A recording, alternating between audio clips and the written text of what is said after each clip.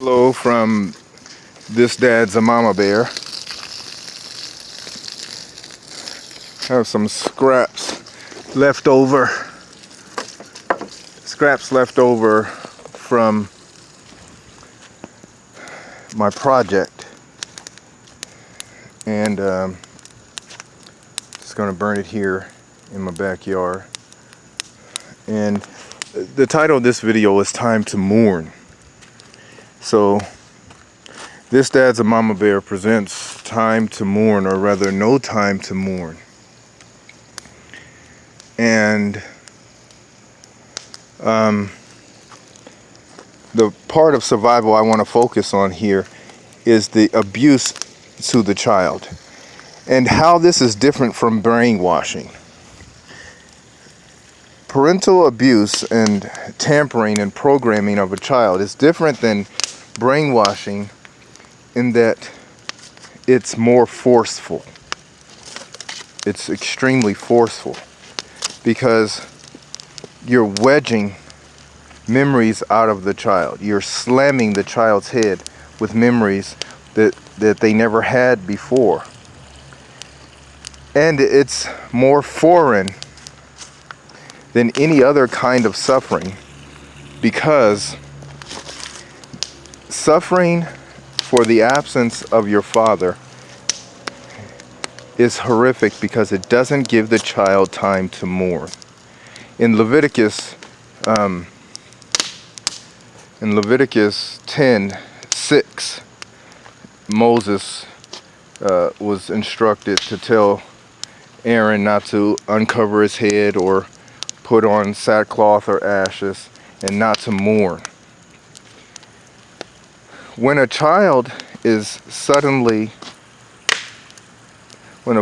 suddenly taken from the life of a child, and the child has no one in the household to speak to about where's my dad, because in my case they can't go ask mom, why can't I have a relationship with dad?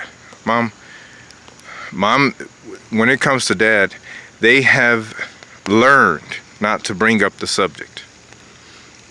They are rewarded for example, last week my daughter was promised that she might get to see me once a month, because for the last 6 weeks or so she has not been asking to see me. And so her attitude was so-called, I'm using that word too much, her attitude was considered to be good and changed and improved because she wasn't asking so much to see her dad. So without time to mourn, without time to see something complete, destroyed, burned, without time to see your father buried, even without that funeral service or the wake, you were just suddenly told, or you suddenly understand, that you should not ever again speak about your father. If my children speak to their grandmother, Paulette Wilson, about me, they will be rebuked, or she will call me all kinds of names, and they will quickly understand that they are out of favor with mom and grandmother if they discuss their father. So I have been in the life of my children every day of their lives,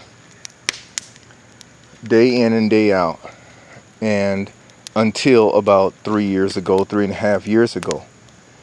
And then my children learned not to speak about me. But I'm not dead. I'm actually, to do everything they do, they must pass by my house. To get to any other city besides King George, and there's nothing in King George, to get to any other city in Virginia, they have to pass by my house. And when they do, they have to pretend that I'm dead. And they've actually been told to just act like he's dead. You don't need a father. I didn't have a father, and you don't need one either. So they are to live as if I'm dead, but they didn't see me buried. They didn't see me cremated. They didn't see me go away. And they know that I'm down the street. Not having the opportunity to mourn puts such a division and confusion in the child's head like you cannot imagine. not having an opportunity to say goodbye, and not having an opportunity to discuss with your doctor, because the Kaiser medical doctor, she doesn't want to hear it. As a matter of fact, when we were at Kaiser, the doctor, she didn't want to hear anything about what's going on with the child abuse and the mental and emotional abuse of the children. And Dr. Henry in Fredericksburg, Virginia, ran out of the room with her ears plugged and told me, and put her hand up and said, I don't want to hear any more about it.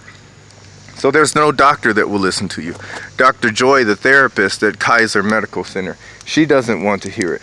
CPS called to the house several times. They don't want to hear it. They interview the children and they don't want to hear it. And what they told me is that they can't do anything about bad parenting. She can legally be a bad parent and they can't do anything about it. So then you go to the Stafford Seventh-day Adventist Church, and they have helped to hide my children. So there's no one for my children to speak to. So in 3 years, suddenly their father was taken away, but I didn't die in an accident. I didn't disappear.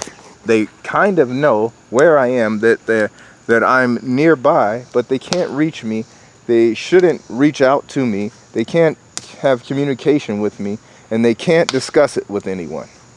So they can't mourn about it. And they haven't seen my ashes. They didn't throw them out to sea. They just don't have anyone to discuss it with. The only person that they can share their heartache with is me. And they feel in most cases that's too hard to do too. So I would like to see the adults stand up to really protect children, but not from fathers who are trying to parent them, but really protect children from the damage done to that part of their brain that wants to remember their father. And for the record, it's not just fathers. Parental alienation happens caused by fathers to others, with grandmothers, grandparents. But in this case, I'm a father, and the alienation is caused by Paulette Wilson and Natalie Bingham. They're the ones alienating my children and not giving them an opportunity to mourn. So I would also say then, in closing, that my children are survivors of parental alienation. And I say survivors because there are stories of fathers and children who didn't make it, who take another way out. And I want to discuss that at a later video. But yeah, we are survivors of father alienation, parental alienation.